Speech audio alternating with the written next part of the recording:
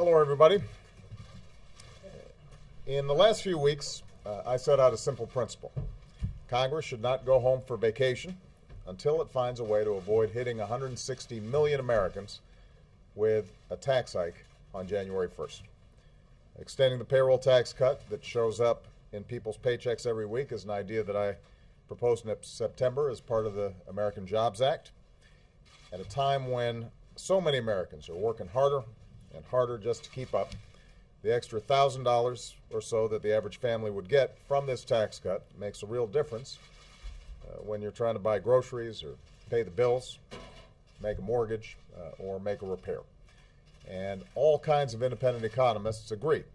The number one challenge facing businesses right now is a lack of demand from consumers, which is why more people spending money means companies that are more successful and more able to hire more workers.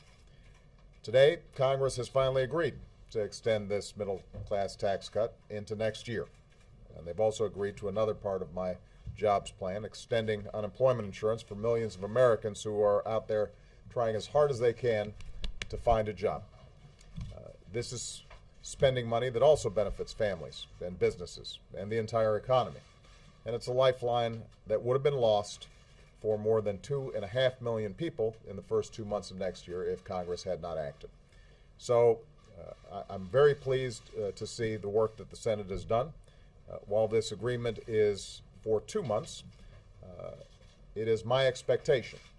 In fact, it would be inexcusable for Congress not to further extend this middle-class tax cut for the rest of the year.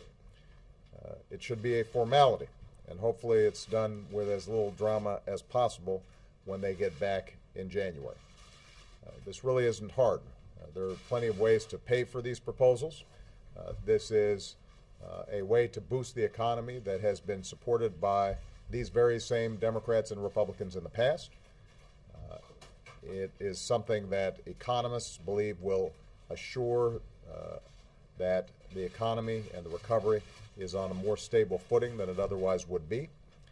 And my preference, and the preference of most Americans, is that we ask the wealthiest few Americans to pay their fair share and corporations to do without special taxpayer subsidies to cover some of the costs. But I think that it's important for us to get it done. We've got a lot more work to do for the people who sent us here. But today I'm glad that both parties in Congress came together, and I want to thank them for ensuring that as we head into the holidays, folks at home don't have to worry about their taxes going up. So I had a chance to talk to Senator Reid and Senator McConnell. I thank them for their cooperation on this issue. I'm looking forward to the House moving forward and getting this done when they get back on Monday. And hopefully we're going to be able to make sure that when everybody gets back next year, we extend this further all the way to the end of the year. All right. Thank you very much, everybody.